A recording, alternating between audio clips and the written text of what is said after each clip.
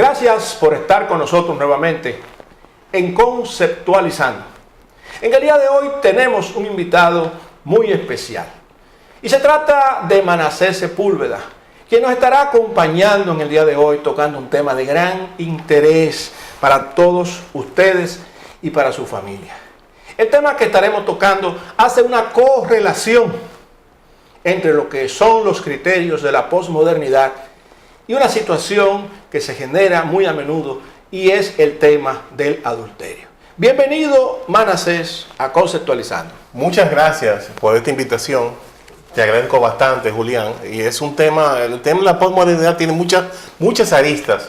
Hay mucho de qué hablar. Sí. Vamos a ver si en este tiempo podemos agotar lo más que se pueda, porque es un tema bastante complicado.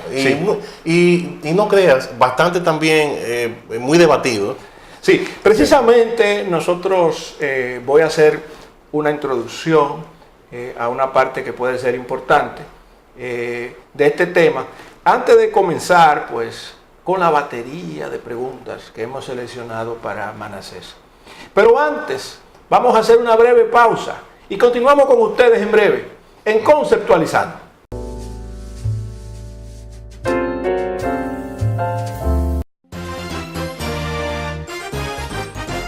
Seguimos con ustedes en Conceptualizando. Veníamos conversando de que estaríamos tocando en el día de hoy un tema de gran interés para usted y para su familia. Y tiene que ver con el tema de la posmodernidad y el tema de ese flagelo prácticamente que ha estado pues pesando mucho sobre la situación de mucha gente en el país y en el mundo. Pero antes de entrar en este tema, me voy a permitir hacer un breve resumen, un breve esbozo de algunos aspectos que se relacionan pues con la posmodernidad. En primer lugar, tenemos que recordar que para llegar a la posmodernidad tuvimos que estar en una etapa anterior, que era la época del modernismo. En esa época, de acuerdo a muchos autores, pues se tenían algunos principios, algunos criterios especiales. Por ejemplo, la gente creía mucho en la libertad, la gente creía mucho en la ciencia, en el progreso, la gente valoraba el esfuerzo que los demás hacían para conseguir las cosas, la gente se apoyaba mucho en la historia, en el ser humano, la gente tenía fe en Dios. Se decía que la gente tenía fe, que hacía lo necesario para hacer las cosas, eran personas más formales, se esforzaban por lograr las cosas, la gente valoraba mucho eso de ser serio, eso de ser fundamental, de construir el carácter. La gente se apoyaba mucho en aquello que era la ética y mucho en aquello que era la razón. Se pensaba mucho en aquel pensamiento de René Descartes que decía, pienso, luego existo. Y más o menos esto pues configuraba un poco lo que fue todo este tema de la época moderna, época de ideales, de luchas, de conquistas a nivel de lo que ha sido la civilización humana. Sin embargo, se ha producido un fenómeno y es el paso y el abandono de todos estos criterios modernos hacia un nuevo pensamiento, hacia una nueva cosmovisión, que está rodeada de un pensamiento, de un paradigma que se pudiera subrayar con una indiferencia en masa, es decir, nada importa. Han muerto los ideales y existe entonces ahora una contracultura que define lo que es la posmodernidad. El placer y el estímulo de los sentidos son los valores dominantes en esta cultura. Hay un auge del sentimiento, hay una crisis de la ética, crece el narcisismo, hay un gusto inclusive por lo transexual, un fracaso de aquellas aspiraciones para el desarrollo personal, se impone la moda, no se cree en la historia, se habla entonces de que ahora todo es relativo, nace la posverdad. Como podemos ver, en ese paso de lo que ha sido ese pensamiento moderno, para caer entonces en todo lo que define esta cultura postmoderna en la que estamos viviendo, pues se han sustituido la fe por la increencia, lo necesario por lo accesorio, lo formal por lo informal, el esfuerzo por el placer, la seriedad por el humor, el fundamentalismo por lo superficial, la ética por la estética, la razón por el sentimiento. Y evidentemente se ha cambiado ese pensamiento de René Descartes, de pienso, luego existo, por otro, un poquito más práctico según la gente, que dice siento, luego existo. ¿Qué te parece, Manasés, este cambio cultural y de valores que se ha producido con el paso de la modernidad a la posmodernidad? Muy buen enfoque, análisis que tú has hecho. Para nosotros los cientistas sociales, no nos hemos puesto de acuerdo en la definición correcta o exacta de la posmodernidad, pero yo puedo decir que como todo lo que tú dijiste se resume en una palabra: rompimiento de paradigmas. ¿Qué pasa? El siglo XX, el siglo pasado, era un siglo de paradigmas, era paradigmático. O sea, de la Revolución Francesa tenemos ideales de libertad, ideales de valores, ideales también de nacionalismo. Ya con la posmodernidad, o sea, la gente, el mundo actual está teniendo un rompimiento de todo eso, y el que más ha definido ese proceso se llama Zygmunt Bauman, que tiene una obra famosa que se llama La modernidad líquida. Es un poco amplio el tema, pero él decía o dice que nada ahora mismo en las sociedades modernas, nada es permanente, todo es adaptado al consumo y desde el punto de vista hedonista del placer. O sea, eso resume la posmodernidad, un rompimiento de todo. Es una sociedad de antiparadigmas. Ya la moral no existe, la moral soy yo mismo, mis intereses, mis convicciones.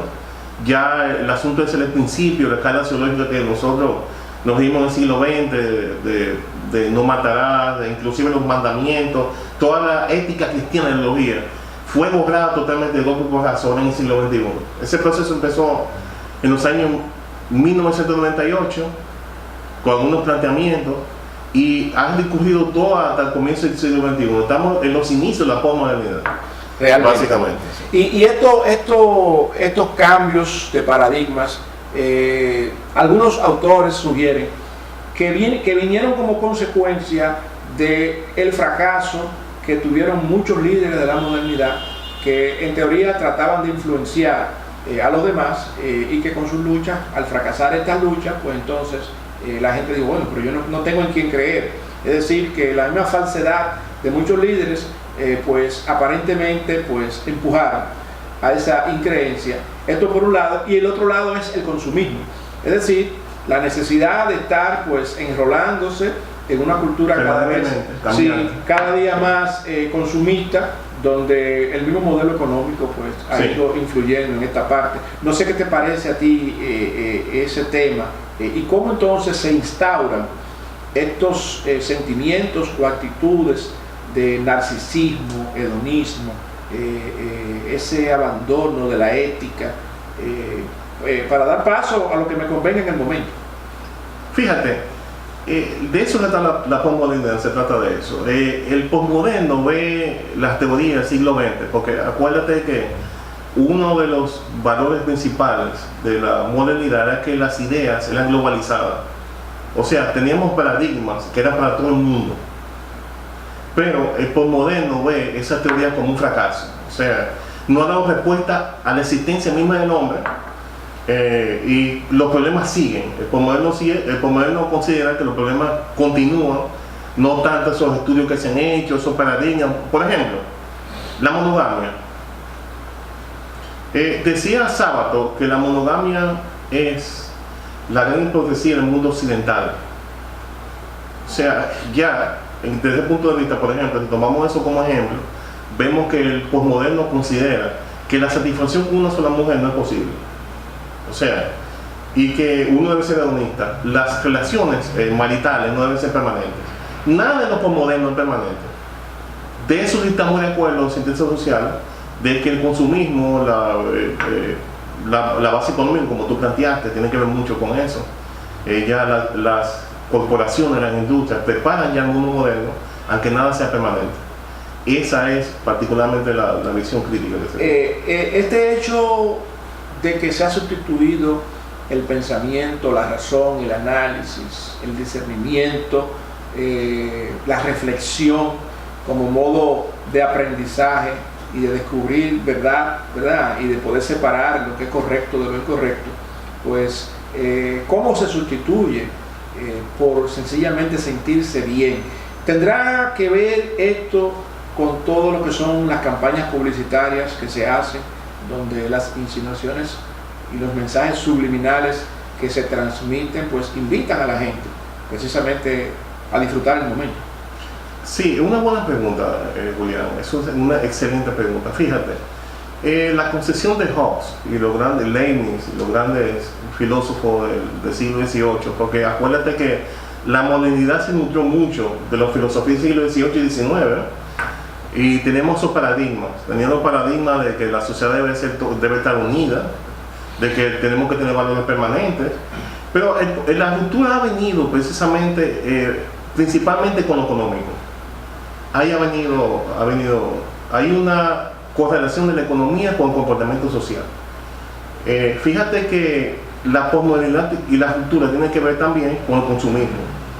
O sea, ya las grandes corporaciones son las que dirigen, y eso parece una exageración.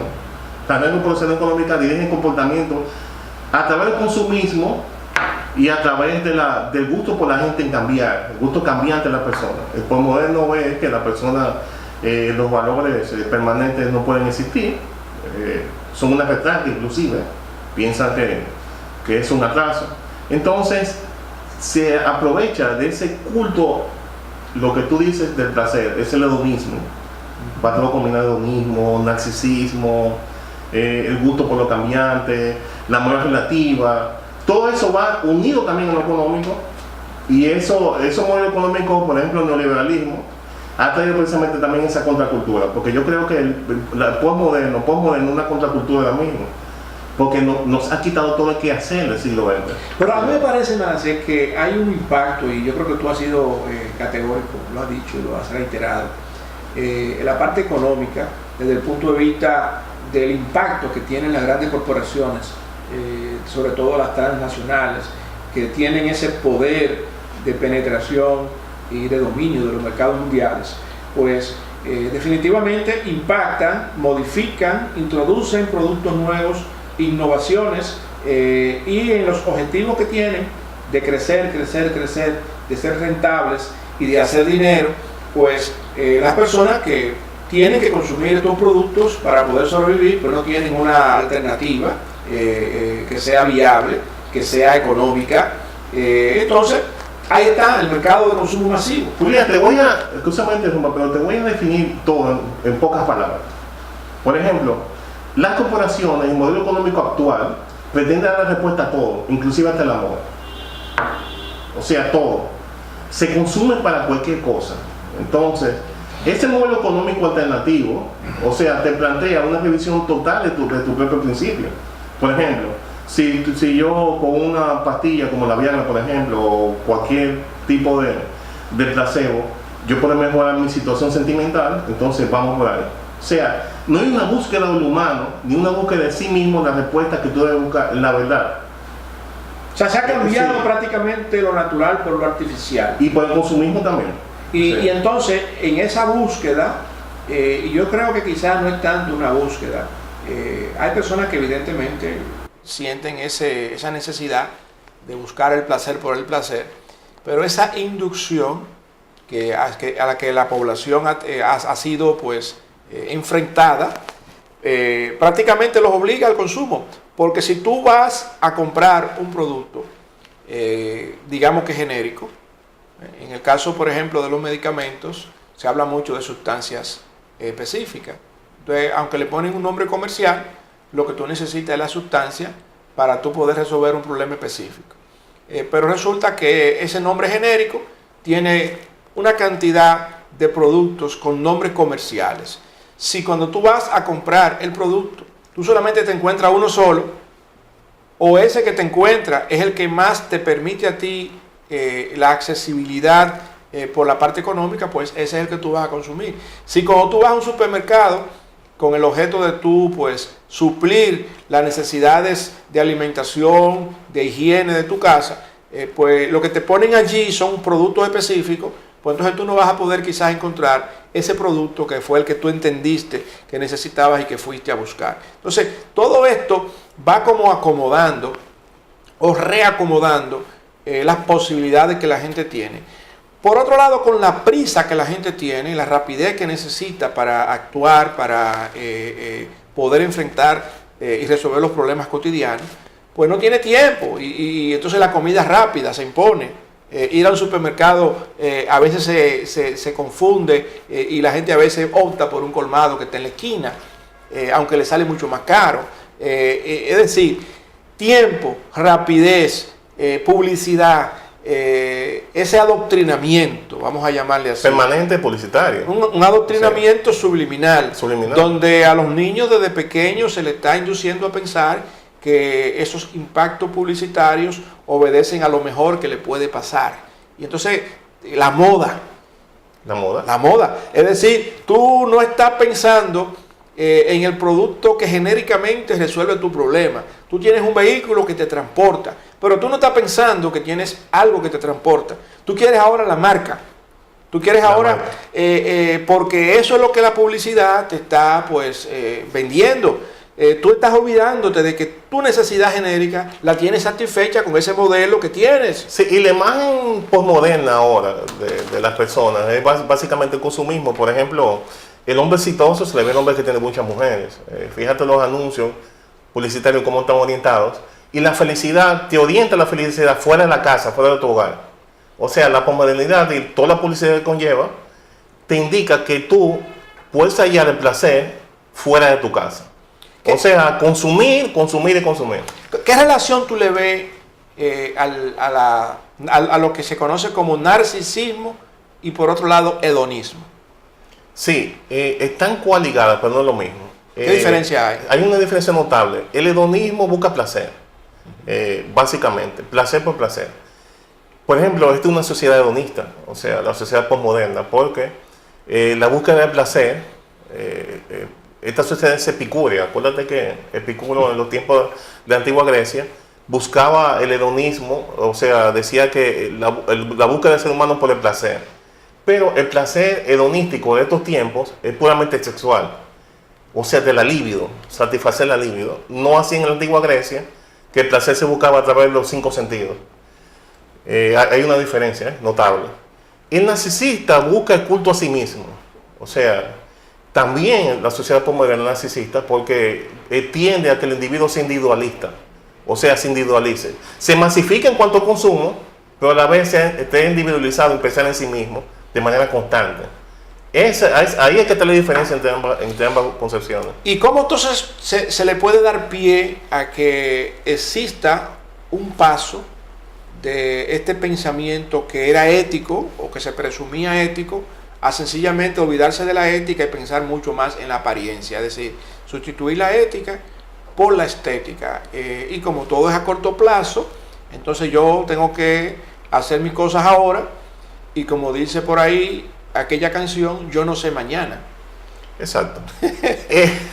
El posmoderno, Julián, es una buena aportación. El posmoderno ve todo no de una manera permanente. Acuérdate que el modernismo sí lo veía de una manera permanente. Nosotros creíamos en la época del siglo XX, al principio, los años 80, por ejemplo, pensábamos que los valores deben ser perennes. O sea, todo debe estar fijo, estático en un sitio. Inclusive los patrones de consumo, acuérdate que los vehículos duraban más. O sea, estaban hechos para durar mucho. Ya los posmodernos ven el asunto situacional, puramente situacional. O sea, yo estoy aquí, ahora, pero si mi conveniencia me dice que mañana debe ser de otra forma, yo lo soy. Básicamente ahí es que está el punto que tenemos. O sea, un relativismo. Todo cambia en cualquier momento, dependiendo de mis intereses, dependiendo de la forma, el enfoque de la vida que yo doy. No existe género tampoco, ni hombre ni mujer. Eso depende de cómo yo me sienta, identidad de género, que es identidad de género. Sí, se habla de eso ahora. Eso es posmoderno, o sea, identidad de género es esa. Yo tengo, no el sexo biológico, no. El tercer sexo, como le llaman, los LGTB, no es como yo soy, sino como yo me sienta. O sea, que si tú te sientes hoy homosexual, tú eres transexual. Exactamente. Y si cambiaste de opinión en el camino, pues también cambiaste de opinión. En Europa se está tratando mucho el intersexo. En Europa se está ahora mismo revisando los patrones de identidad humana de género. Por ejemplo, a un niño no se le dice que es varón o hembra cuando nace. Se deja vacía la casilla porque depende de cómo se sienta. Es un valor posmoderno también. O sea, el posmoderno conlleva también a toda la libertad sexual que pueda determinarse. Por ejemplo, ya la pedofilia se está tolerando. Ya en la edad moderna, en la edad antigua la pedofilia era algo horroroso. Y también, ¿cómo se llama esta parte? Cuando un familiar, un padre, pues tiene relación con una hija. Exactamente. Eso tiene un nombre. Incesto. Hasta eso. Sí. Yo estuve viendo el otro día en las redes sociales que hay países que están proponiendo leyes que permitan eso. Sí, hay un sexo cultural, como ellos le dicen, un sexo social, que es también parte de la identidad de género. Es un tema muy complejo que yo he estudiado. El sexo cultural es ese. Yo soy hembra o varón a mi conveniencia. No existe el biologicismo. El posmoderno considera que es un biologicismo. Y por lo tanto, el sexo es un sentimiento, el género es un sentimiento, eso es lo que ellos dicen. Un hombre atrapado en una mujer atrapada en un hombre. Y la época que estamos viviendo actualmente es esa precisamente. Y tenemos una lucha fuerte de verdad. Ya en Puerto Rico ya hay libros de texto dirigidos a los niños, donde hay parejas de niños, niños con niños y con niñas también. O sea, ya ha sido aprobado como libro de texto. Aquí se pretendió introducir como libro de texto Hablemos, que afortunadamente una lucha que hicimos a través del codo no se implantó, pero eso se quiere implantar aquí. Esa forma, esa visión postmoderna de lo que es el género. Manasés, vamos a hacer una pausa y retornamos en breve con ustedes en Conceptualizando.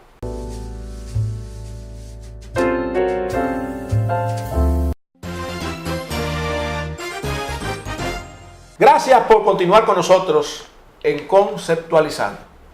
Venimos conversando con Manasés Sepúlveda sobre un tema muy importante que define muchas de las cosas que nos están pasando hoy en día, con los criterios que se relacionan con la posmodernidad.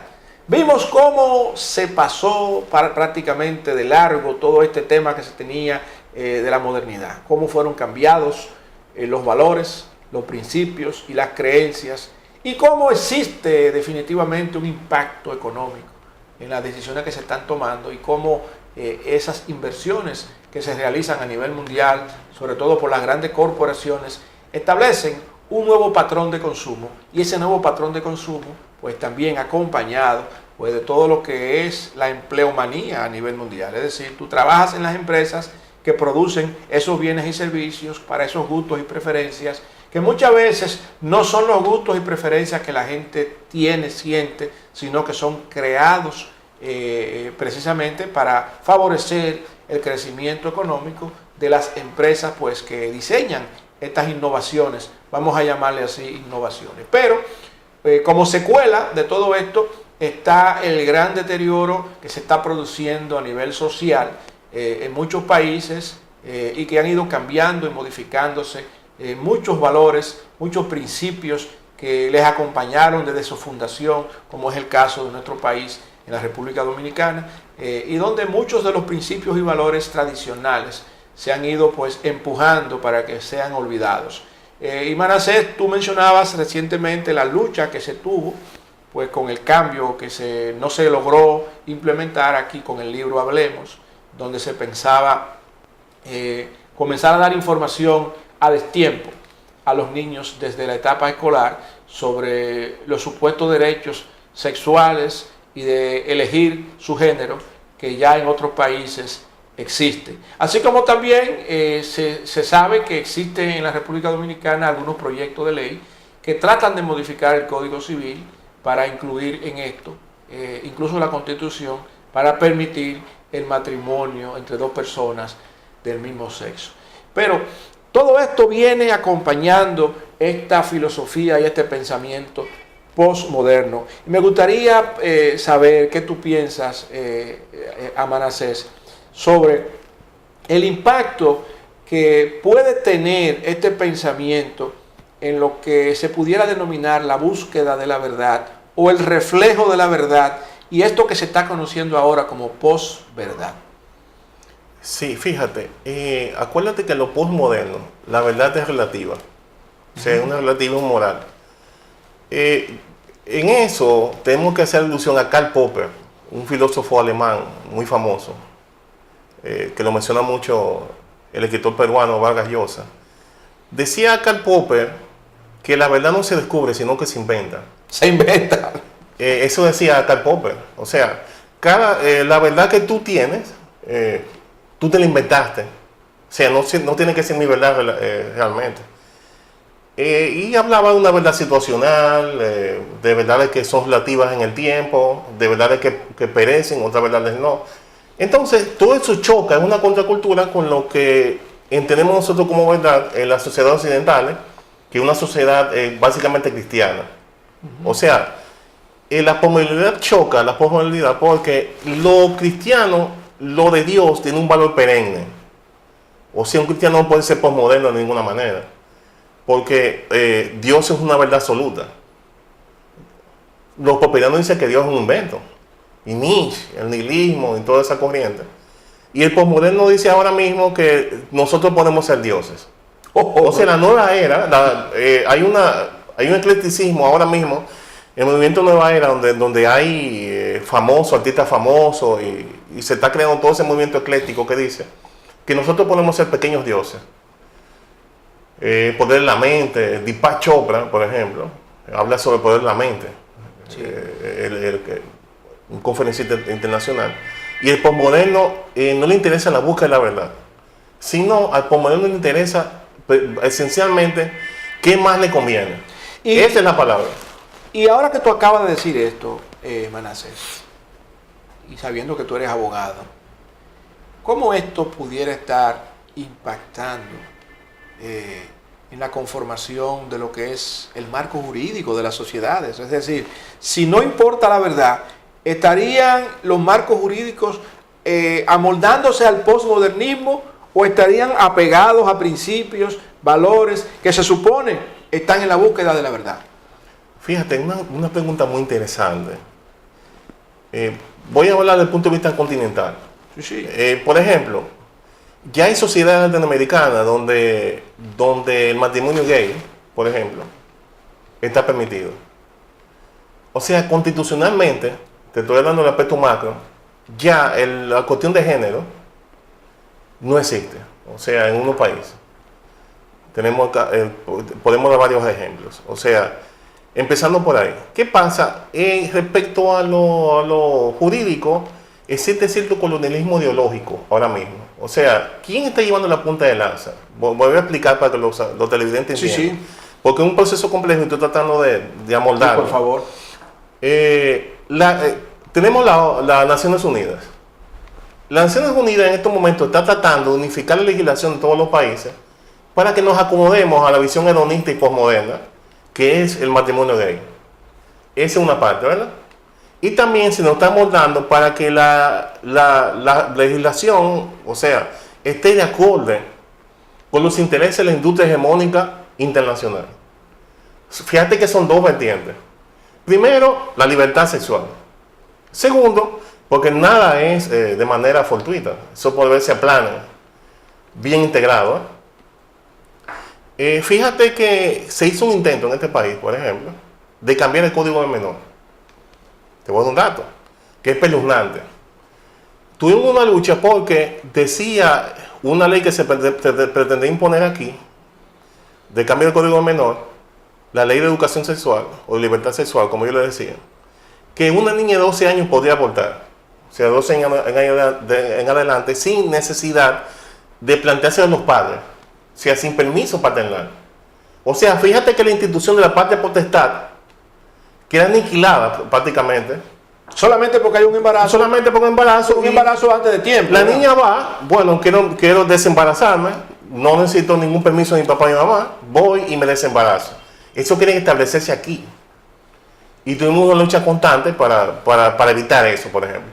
Ahí la institución de la patria potestad, la institución que la tenemos de la época del derecho romano, prácticamente desaparece. O sea, no hay autoridad parental, o sea, esa es la palabra. O sea, la autoridad parental quiere borrarse y ese colonialismo ideológico jurídico quiere implementarse aquí a través de las Naciones Unidas, la UNPA y todas esas transnacionales, ONGs y todo ese tipo de bloques multilaterales. Por ahí es que nos vienen a nosotros los cambios, los grandes cambios que tú posiblemente podrás ver, o muchas veces el dominicano común no se da cuenta de la lucha que tenemos, pero esa es la realidad. O sea, esa ley que pretendía cambiar el Código Menor quitaba la autoridad parental. Entonces, ahí contesta tu pregunta. Los posmodernos, sí, se está incluyendo en lo jurídico también, porque ¿quién lleva la punta de lanza? Las grandes corporaciones. Y organismos como la ONU, que pretende llevar a estos países ese tipo de ideología. Manasés, vamos a hacer nuevamente una breve pausa y regresamos con ustedes en Conceptualizando.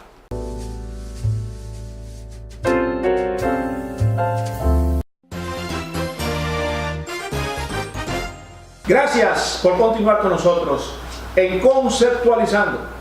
Veníamos conversando con Manasés Sepúlveda sobre los criterios que prevalecen con el pensamiento posmoderno y cómo este pensamiento posmoderno estaba influenciando de una manera directa en lo que es la plataforma jurídica en los países que se han dejado permear pues con este tipo de pensamiento, y cómo muchas leyes en muchos países se han ido modificando para dar paso a que exista consistencia entre el pensamiento posmoderno y las leyes. Y yo le preguntaba a Manasés qué tanto impacto pudiera estar teniendo en la República Dominicana. Hizo algunos planteamientos y me gustaría que se profundizáramos un poco pues precisamente en el impacto positivo o negativo que esto podría tener en función de los valores y la cultura dominicana. Fíjate, es una buena pregunta, Julián.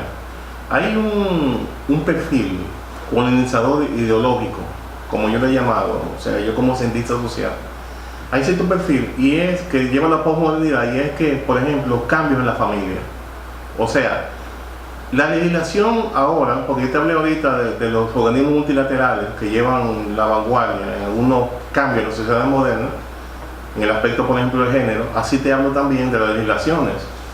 Por ejemplo, no es fortuito que en América Latina ahora mismo hay un debate acerca del aborto, ni es fortuito que hay un debate acerca del matrimonio gay. Como te dije anteriormente, básicamente la posmodernidad se está concentrando en lo que son los valores, los antivalores de la familia. O sea, cómo desnuclearizar a la familia, quitar el concepto, entre comillas, la familia tradicional que habíamos conocido en la modernidad o en toda la historia de la humanidad, y hacer las familias, como le llaman ellos, alternativas. Entonces, a través de los organismos como las Naciones Unidas y a través también sus atlates como ONGs, están pretendiendo llevar a cabo en estos países latinoamericanos y también en África ciertos valores de familias no tradicionales como el matrimonio gay. ¿Y qué objetivos económicos están detrás de esto? O sea, ¿con qué objetivo una empresa transnacional pudiera beneficiarse con esto que tú estás planteando? Mira, es un tema muy interesante. Yo leía en Aleteia, una publicación oficial católica, que decía, ¿qué tiene que ver el FMI con el aborto?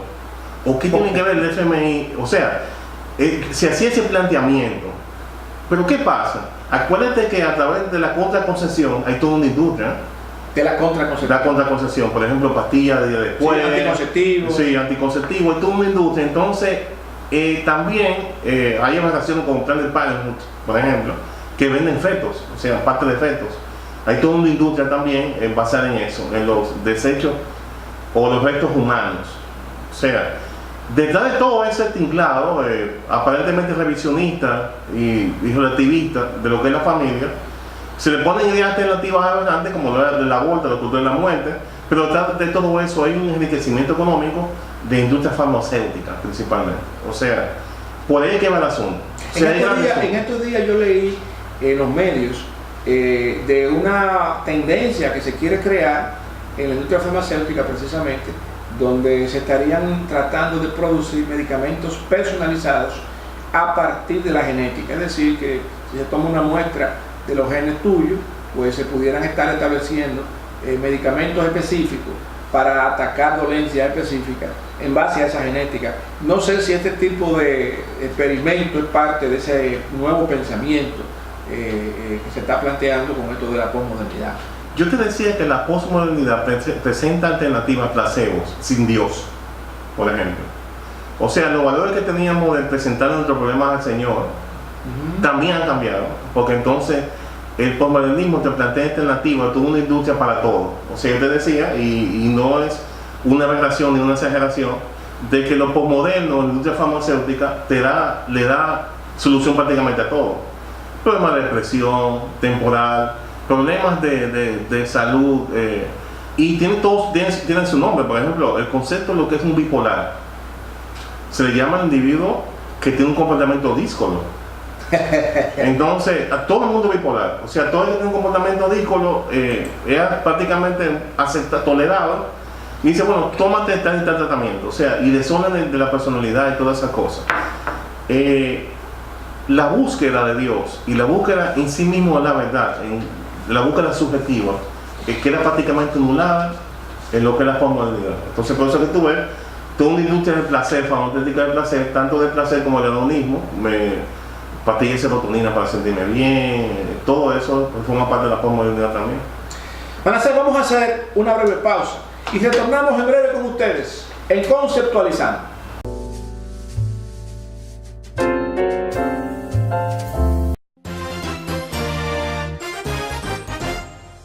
Gracias por continuar con nosotros en Conceptualizando.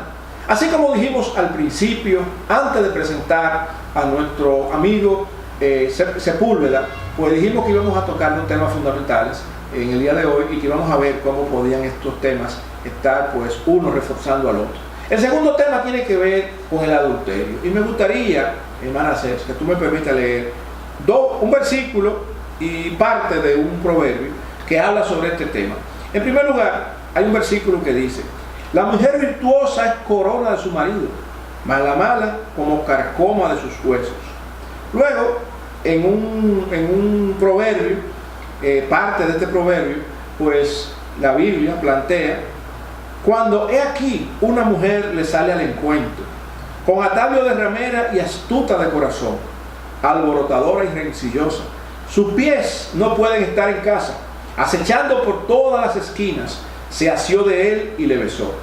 Con semblante descarado le digo: he salido a encontrarte, he adornado mi cama, alegrémonos de amores, porque el marido no está en casa, salió de viaje y el día señalado volverá.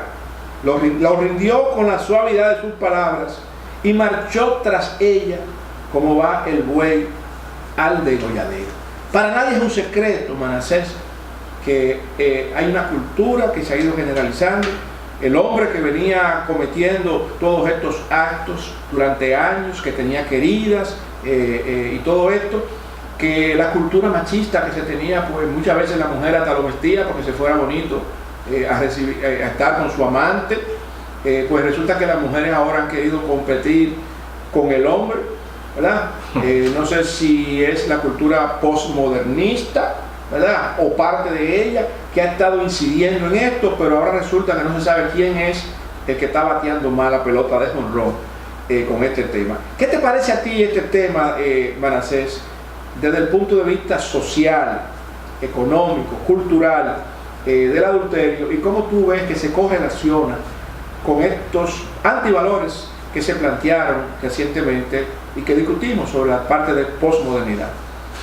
Bueno, es una pregunta bastante compleja y difícil de explicar. Pero usted es un hombre inteligente. O sea, me ha metido en tremenda camisa no se va, como dice. Bueno, eso es. Vamos a ver cómo desarrollamos mi punto de vista. Fíjate, el adulterio siempre ha existido. Fíjate que tú mencionaste un pasaje en la Biblia de la mujer adúltera y cómo Salomón describe incluso el comportamiento social de la mujer adúltera y los procesos de seducción. O sea, lo que tú leíste ahora mismo, lo que plantea Salomón es el arte de seducir que tiene la mujer adúltera. Ahora bien, el adulterio, desde mi punto de vista, no ha sido patrimonio del hombre en ciertas circunstancias. O sea, fíjate que el adulterio siempre ha existido en el hombre y la mujer, indistintamente. Lo que pasa es que ahora, con este revisionismo que hay y la industria postmoderna y todo lo que ello conlleva, y ya las relaciones tan formales como las planteaban en el siglo XX, porque fíjate, en estos sábados, el escritor argentino, decía que la monogamia es la gran hipocresía del mundo occidental. Para Sábato, ese escritor decía que ser monógamo es una hipocresía. O sea, planteaba empezando con Sábato, planteaba la imposibilidad de que el ser humano fuera monógamo o fuera fiel. Sin embargo, los valores de la fidelidad, como tú bien has dicho, también han sido revisados. En estos momentos, ahora mismo no se sabe quién es más infiel que quién. Antes había unos patrones culturales, al comienzo del siglo XX, donde el hombre era el que tenía varias, o sea, y la mujer estaba reprimida socialmente. No que no tenía potencial para ser adúltera, sino que estaba reprimida en nuestra sociedad, básicamente. Socialmente estaba reprimida y se veía mal. O sea, una mujer que pegaba cuernos, como se dice vulgarmente, en la época dominicana de comienzo del siglo XX, y ni decir del siglo XIX, era asignada socialmente, era marcada socialmente, estigmatizada, pero en estos momentos, a pesar de que la mujer ha logrado muchos avances, en esa materia también, la libertad de la mujer está laxa ahora mismo. O sea, no hay tanto cuestionamiento social. Eso también lo ha traído el postmodernismo también. O sea, los problemas de género no hay diferencia de género. Tanto el hombre como la mujer puede hacer lo que le da la gana, puede atreverse a hacer cosas, aventuras y de todo tipo. Por ejemplo, tenemos el caso de Jennifer López y Elizabeth Taylor, que llevó a casarse varias veces. O sea, ya la laxitud en las relaciones femeninas, ya eso que se planteaba en el siglo XX, o sea, la restricción de que una mujer no podía tener tantos hombres. Fíjate que la abuela de nosotros decía: mija, tienes que casarte con ese hombre y tienes que vivir con ese hombre toda la vida. Eso ni pensarlo ahora. O sea, ya hasta eso se ha revisado prácticamente. ¿Y tú consideras que estas revisiones son un progreso para la sociedad y para la familia? ¿O realmente constituyen un reto el retomar el camino antiguo? Sí, desde el punto de vista, fíjate, de la fisonomía social, o sea, lo que ha sido un mundo antiguo, te estoy diciendo de épocas muy antiquísimas, de Neandertal, Homo sapiens, siempre lo ideal es tener una sola pareja. O sea, el hecho de que el hombre tenga más de una o la mujer más de uno, fisonómicamente hablando, desde el punto de vista social, no guarda relación intrínseca con los valores que siempre han dominado la sociedad occidental. Me explico. Por ejemplo, para nadie es un secreto que una relación ya, un triángulo amoroso, trae problemas, disgustos. O sea, tú me das a mí más que él, tú lo favoreces más. Entonces, fíjate que socialmente hablando, tener varias parejas o no tener matrimonio, la sociedad luce disuelta. Porque ¿qué es lo que nuclea la sociedad? Y la conforma y hace que todos pensemos casi más o menos igual, o tengamos valores, tengamos inclusive patria. Lo que lo hace es el matrimonio, el hogar. Ahora bien, si tú desnucleas la familia y haces que las relaciones no sean formales y sean laxas, o sea, que puedan tener varias, entonces tú estás creando una sociedad prácticamente disuelta. Desde mi punto de vista, está disuelta una sociedad que no da valor al matrimonio. O sea, la poligamia, por ejemplo, no se justifica en estos momentos. Pero yo tengo entendido de que en la época bíblica, vamos a llamarle así, de los grandes personajes bíblicos que la gente reconoce, pues se dice que Salomón tenía como 900 mujeres y yo no sé cuántas acompañantes. 700 esposas y 300 concubinas. Sí. Y eso no se castigaba, y Salomón precisamente es el que escribe ese proverbio que yo leí hace un rato. Yo como que no encuentro esa coherencia, esa consistencia. Lo de Salomón es... Era un tigraje de Salomón. Lo de Salomón es... Dime la verdad. Lo de Salomón es curioso. Porque Salomón empezó con un estilo de vida y terminó con otro amargado. Digamos, desde el punto de vista humano. Por ejemplo, no es lo mismo un Salomón del siglo de Salmos que un Salomón que escribió el Eclesiastés, que al final de su vida dijo: vanidad de vanidades.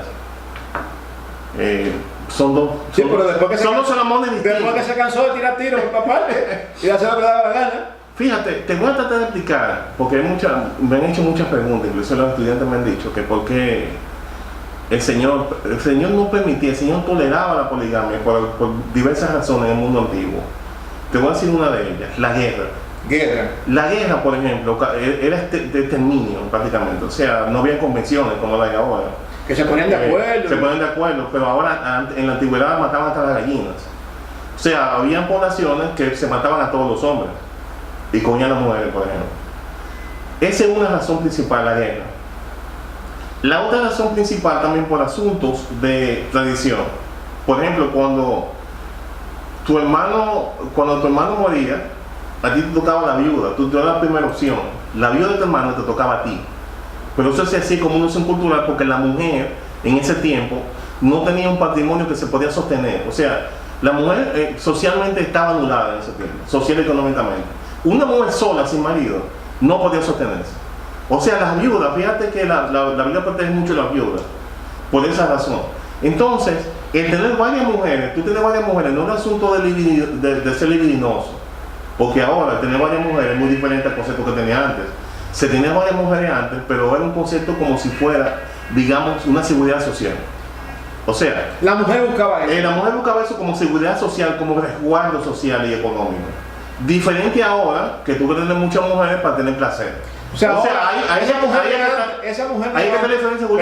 pero esa mujer de antes no podía pensarse que era como la chapeadora de ahora. Porque fíjate, anda buscando seguridad social, anda buscando, seguridad económica. Y ahora eso no es lo que buscan, las famosas mujeres ahora que se hacen llamar así. No, porque, mira, hay una ¿Cuál es la diferencia? Muy buena pregunta, fíjate. El hedonismo femenino, te voy a decir, por ejemplo, que se llama ahora chapeo. Sí. Es un puro concepto de hedonismo filosófico de la mujer moderna, de algunas mujeres modernas, posmodernidad, de decir, bueno, yo vendo mi cuerpo para obtener ciertos beneficios, ciertas canonías. La mujer en el Antiguo Testamento no era por eso. Se entregaba totalmente a ese se entregaba a ese hombre para subir socialmente y para no quedar desamparada. Pero era un solo hombre que tenía. Un solo hombre en el aspecto social. Ahora no. Ahora se hace con una especie de hedonismo. Yo vendo mi cuerpo para obtener prebendas especiales. No importa que sea 1, 2, 3, 4, 5. O sea que ahora y que no se ofenda a nadie, bueno, lo que se tiene es una prostitución. Tú me estás llevando pero perdón. a un tema muy polémico. Sí, no, pero fíjate, tú estás planteando los conceptos, aquí estamos conceptualizando. Sí, conceptualizando. Y esos conceptos que tú me estás planteando me llevan a inferir que entonces la mujer del Antiguo Testamento y de esa época, salvo algunas excepciones que fueron encontradas en adulterio, ¿verdad?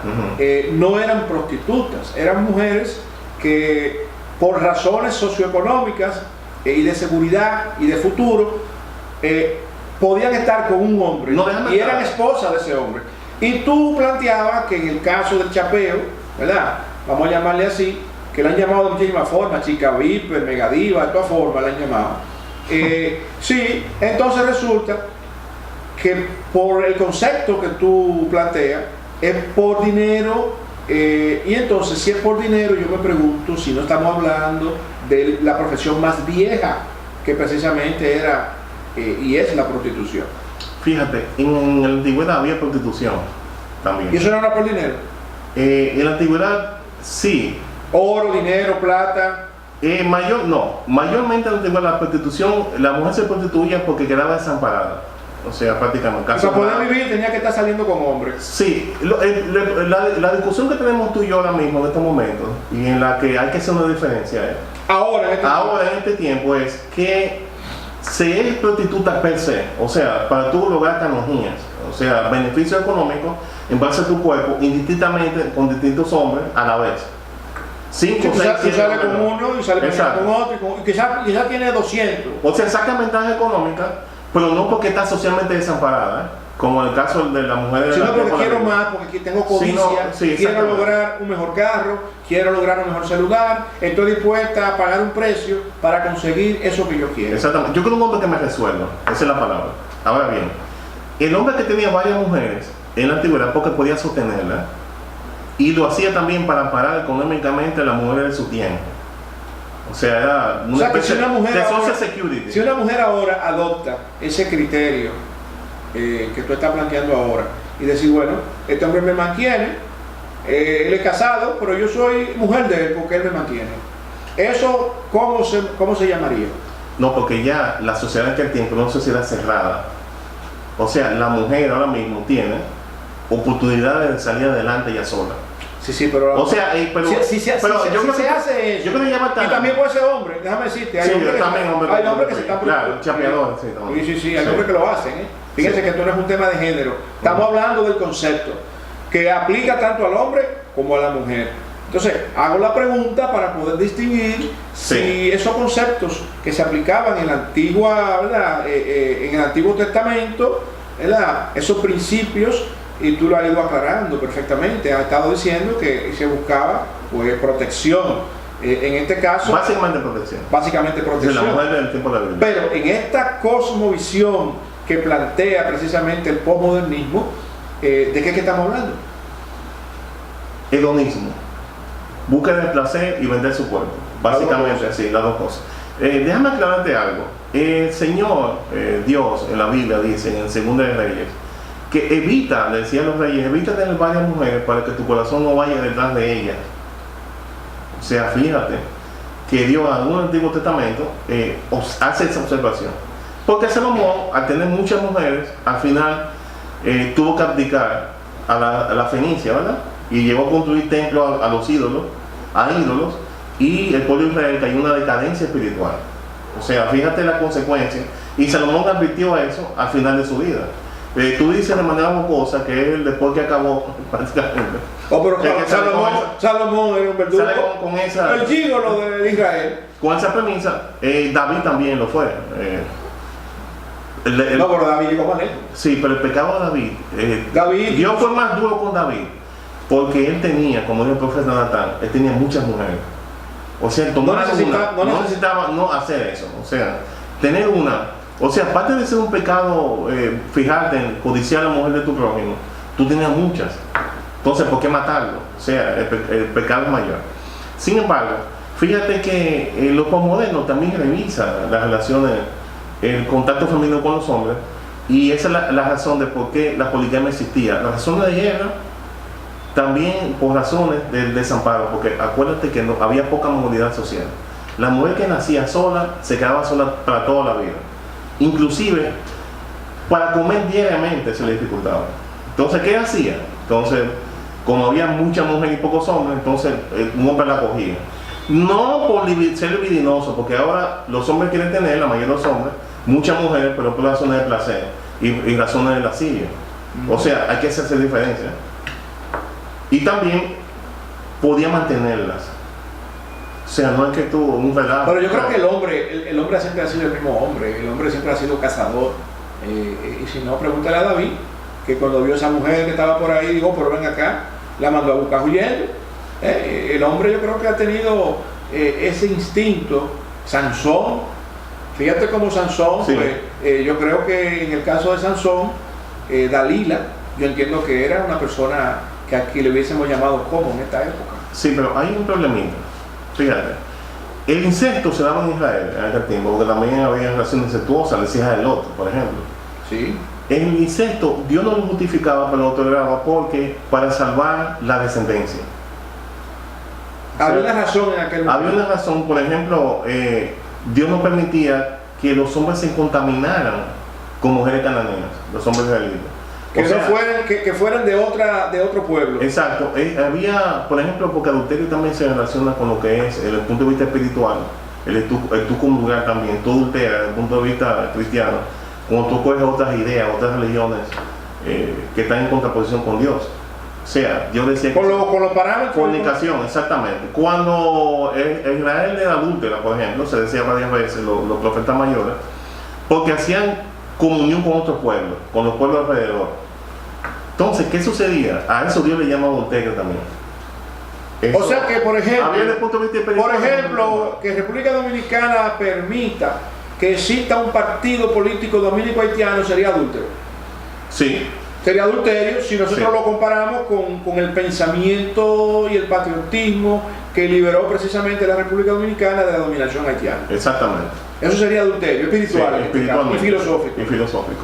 O sea, el adulterio era como contaminarse con cosas extrañas. desde el punto de vista espiritual. O sea, la Biblia se refiere a adulterio y fornicación también. ¿Qué diferencia hay entre adulterio y fornicación? Pero yo quiero que tú me contestes esto, Manasés, luego de esta última pausa de su programa, Conceptualizando.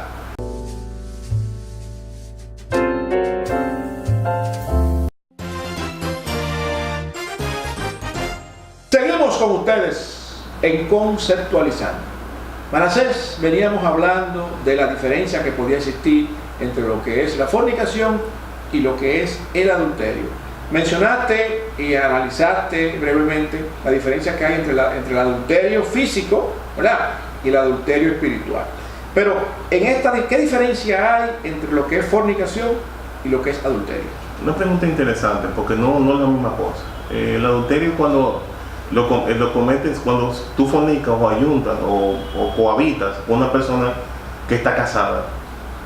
O sea, la diferencia entre adulterio y fornicación es el casamiento. O sea, cuando tú eres casado y buscas una relación extramarital, tú estás adulterando.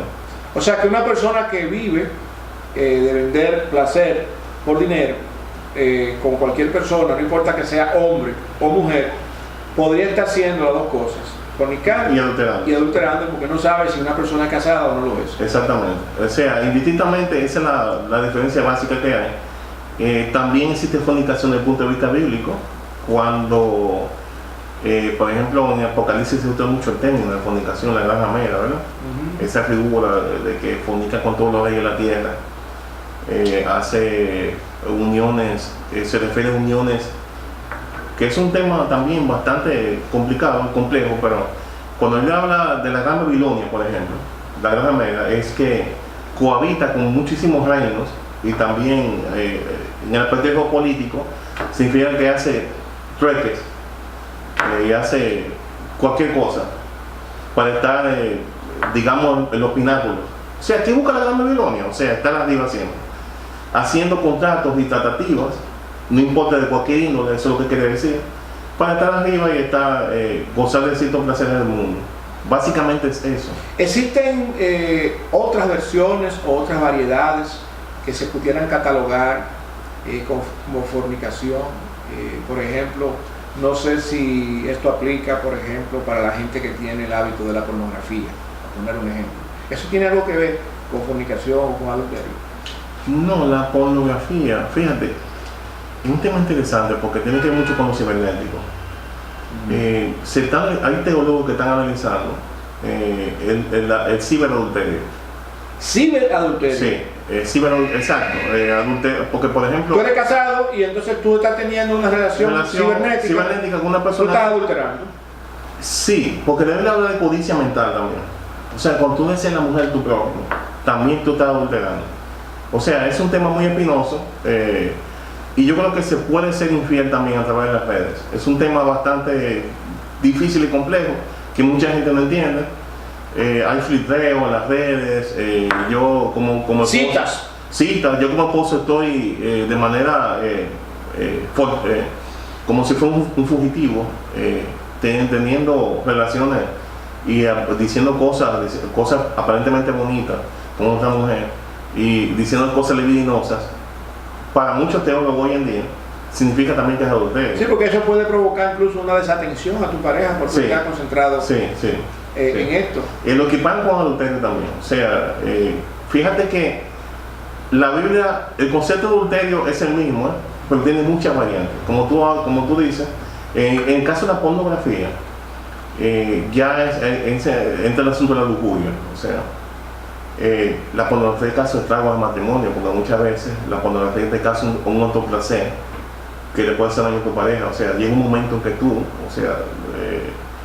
tienes más placer viendo pornografía que con tu pareja. O sea, también eso, compite. Sí, compite. Eso ha sido estudiado y es un problema serio. O sea, causa trastornos. ¿Por qué una persona con conocimiento? Y esa es la última pregunta que quiero compartir con la audiencia de Conceptualizando. ¿Por qué una persona con conocimiento cae en adulterio? Fíjate, es una pregunta interesante y muy compleja también a la vez. La persona caer en pecado, caer en adulterio, no tiene que ver con la preparación intelectual. O sea, la búsqueda del placer con los sentidos. Es indistintamente, en el mundo animal es indistinto, sean conocimientos o no. O sea, son sentimientos primitivos, Julián. O sea, son concupiscencias humanas. Nosotros, en el aspecto de la concupiscencia, somos iguales. Tengamos conocimiento o no tengamos. Ahora, cómo tú canalizas esa concupiscencia, ya es otra cosa. Pero básicamente, instintivamente y primitivamente tenemos la misma concupiscencia. Y no sería, o sea, la tendencia a... ¿Y no sería menos hipócrita el que se complace que aquel que se contiene? Si tiene el mismo sentimiento. No, porque está la prudencia. O sea, la prudencia. Usted no puede comportarse ni darle rienda suelta a lo que usted siente.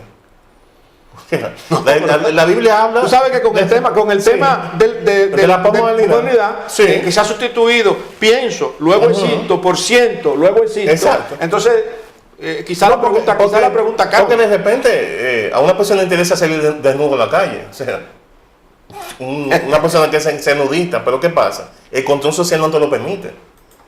Esa es la diferencia. O sea, el asunto no es de reprimirse pura y simplemente, sino de control social. Además de pecado, sino que hay cosas que son controladas socialmente. Tus sentimientos también son controlados socialmente. Ahora bien, de que la posmodernidad tiende a querer desmantelar, por ejemplo, va a llegar un tiempo. Aquí venía un barco, Julián, de nudista, venía para Samaná, ¿no te acuerdas? Sí, yo me acuerdo. Sí, que hubo una polémica grande con eso. Sí.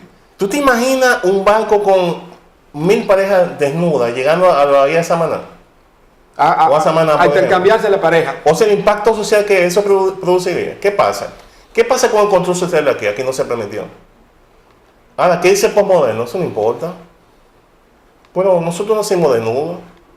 Y racionaliza. Además, si él se siente bien, sí, él se siente bien, así. O sea, ese racionalismo rampante, entre comillas, es lo que promueve el posmoderno. O sea, mucha gente llega a aplaudir ese barco. Sí, yo me acuerdo de ese barco. Sí, es el famoso barco, hace como 4 o 5 años. Entonces, ¿qué sucede? Se hizo un intento, eso fue un globo de ensayo, porque las personas que tenían el barco sabían bien que eso se iba a producir. Ahora, ¿qué se buscó con eso? Un escándalo, en la morbosidad, de decir, bueno, si viene, lo estoy esperando. Hubo personas que lo estaban esperando, el famoso barco ese.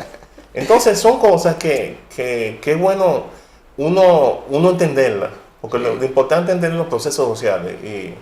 Y lamentablemente tenemos poco tiempo. Ya el productor no está haciendo señas. Sí. Manasés, quiero agradecerte muchísimo por tu participación en Conceptualizando. Sí. Seguiremos nuevamente tocando temas de gran interés para ustedes y para su familia. Y muchas gracias por habernos acompañado nuevamente en Conceptualizando.